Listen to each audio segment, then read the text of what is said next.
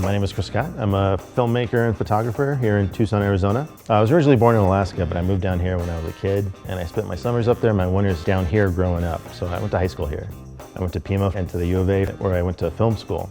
And back then, we were still shooting on tape, and I was a pretentious film school student, so I never bought a DSLR camera until about 7 years ago, when I had to buy a DSLR that shot video and took pictures.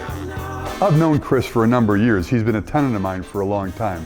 And I knew he was an accomplished photographer and videographer. It's not a huge adjustment. Video and photography are kind of the same thing. There's f-stops, there's shutter speeds, there's ISO. It's all the basic principles of capturing the image properly. But just adding movement in video is the only thing that's a little different than in photography.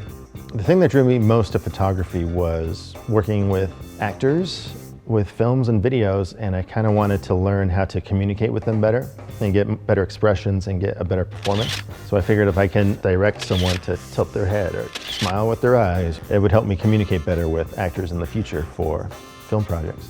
I never ever thought that I would model because I thought that I was too fat to model, and I also thought that I wasn't very photogenic.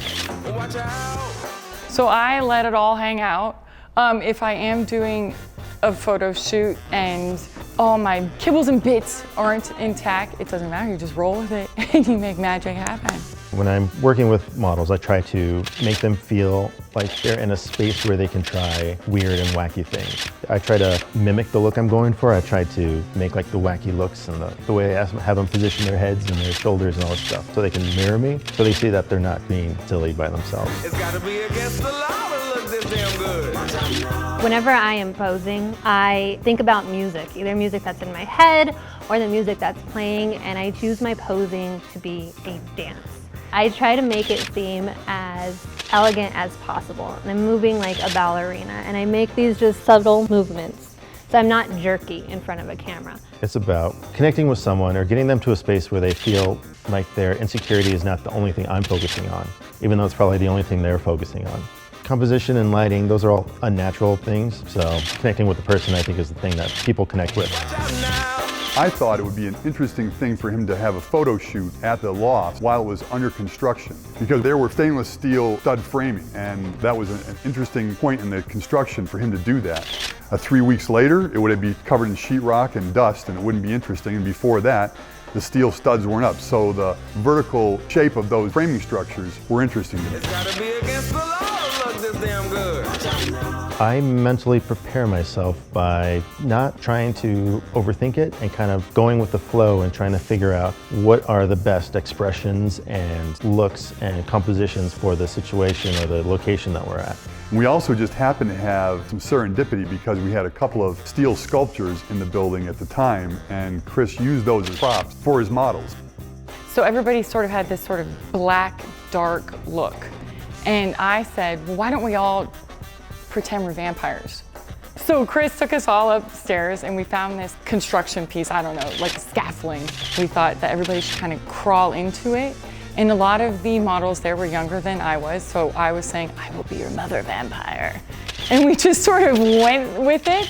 And then there was one shot where I crawled to a virgin sacrifice in this photo shoot for this documentary.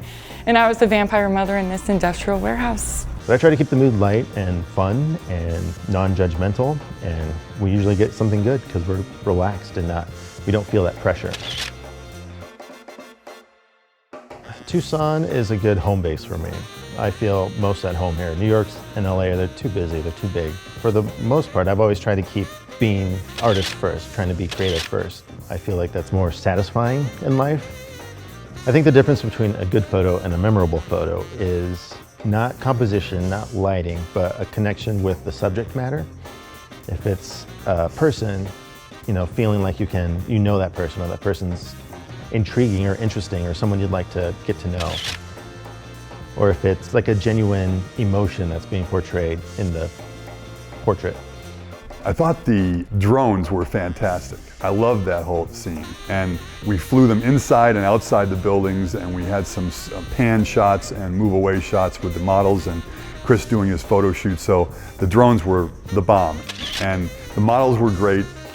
It was a great experience, and it was a great exposure for the 8th Avenue lofts.